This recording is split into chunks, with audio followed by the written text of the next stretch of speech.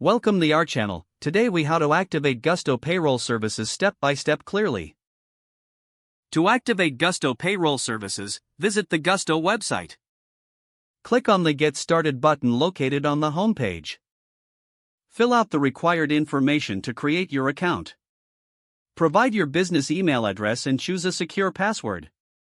Once your account is created, log in to access the dashboard. Select Payroll from the navigation menu on the left side. Click on the Get Started button in the Payroll section.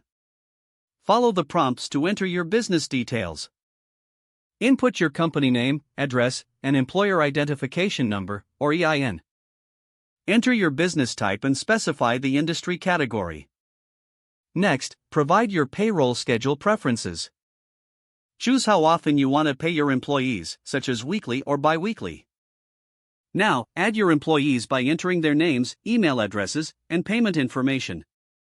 You will need to choose their pay rates and add any additional details, such as tax withholdings. Review the entered information for accuracy before proceeding. Once everything looks correct, confirm the employee details. Next, set up tax information for your business. Provide relevant state and local tax details as prompted. After entering tax information, review and accept Gusto's terms of service. Finalize your setup by confirming your payroll preferences. Once activated, you can start processing payroll and managing employee payments. Make sure to explore the dashboard for additional features and resources. If the page does not load, refresh the browser or try again in a private or incognito window. Make sure you are using the correct email address, then retype it carefully to avoid small typos.